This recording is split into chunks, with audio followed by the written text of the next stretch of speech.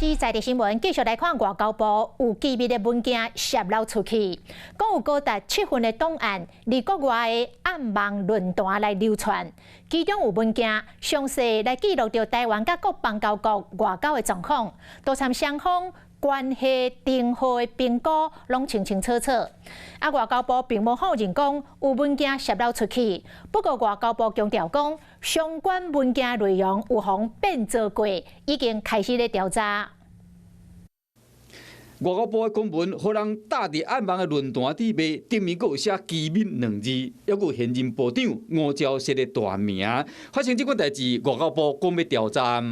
报道中所称文件来源可疑，并涉及境外变造、伪造等不法行为与操弄认知作战的恶意，外交部将与相关机关协调调查。呼吁各界唔通轻信不实的消息，嘛无否认讲机密漏泄出去。来看被人提起卖这份文件，唔若详细记载咱国甲各邦交国的外交情形，连双方关系订好拢清清楚楚。12个邦交国内面到顶甲土瓦路拢是黄定。那这也不能说只单纯的归因为单一外国势力，它有可能来自内部，它有可能来自外部。中国如果得到这样的资讯，会怎么样影响到我国的外交，甚至是国安？外交部一定是说认知作战，因为他只会用这4个字。我们不是在否认这个外交部的基层人员哦，也不是否认他们工作人员的这怎么样，整个还是整个上位的这个决定。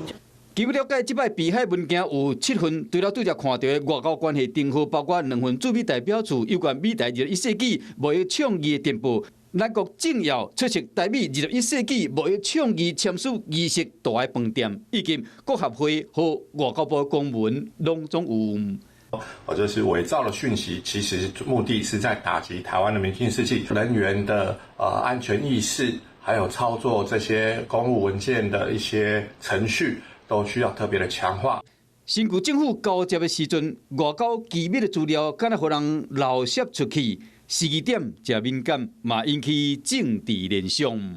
Hello， 我是庄宇杰，想要抢先掌握最及时的新闻资讯吗？赶快订阅、按赞、开启小铃铛，锁定华视新闻 YouTube 频道。